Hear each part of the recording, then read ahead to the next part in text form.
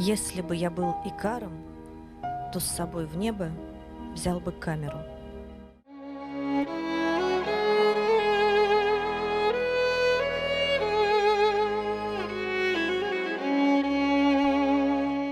Эти слова принадлежат советскому кинооператору Давиду Ибрагимову. Он родился февральским днем 1914 года в губернском городе Саратов, в самой обычной татарской семье. В дореволюционной России Ибрагимовы состояли в сословии мещан. Родители будущего кинооператора были наемными рабочими, как и большинство мещан города. Уже через 5 месяцев после его рождения началась Первая мировая война, а вместе с ней всеобщий дефицит, рост цен и другие военные трудности.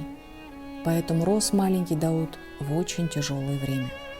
Невзирая на все испытания и социальные катаклизмы, Давид Ибрагимов выжил в суровых условиях войн, революций и эпидемий.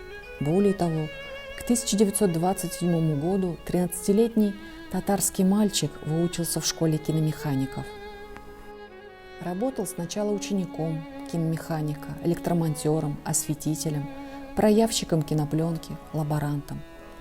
Путь Ибрагимова к своей главной профессии был тернистым, но наконец-то он попал на Нижневолжскую студию кинохроники.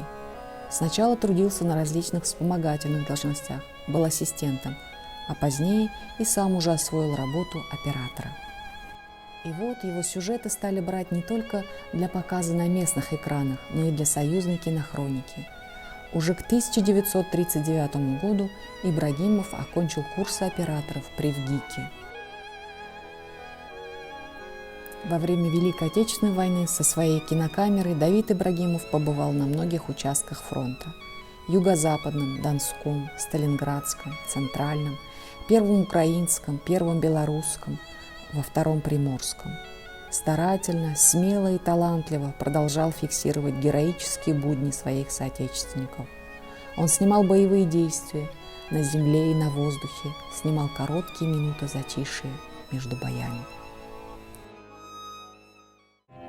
Профессия кинооператора трудна, порой опасна, но он не хотел бы для себя никакой другой. В военные годы Давид Ибрагимов – летчик, стрелок и военный хроникер.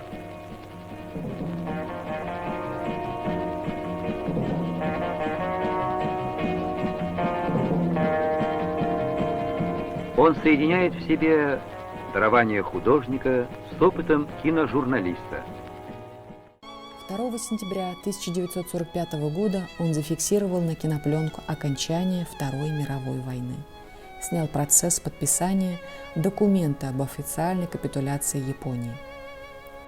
В его фильмографии такие документальные картины, как «Сталинград», «Орловская битва», «Битва за нашу советскую Украину», «Освобождение Гомеля», «Мозырь Калинковичи», «Майданок, кладбище Европы», «От Вислы до Одера», «Берлин», «Разгром Японии».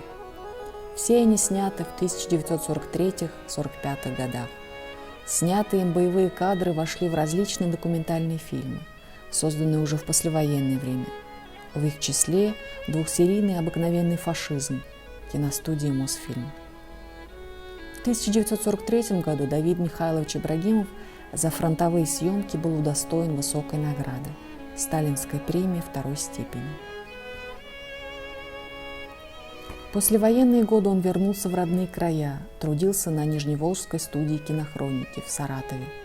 Всю жизнь Давид Ибрагимов сохранил верность своему профессиональному призванию.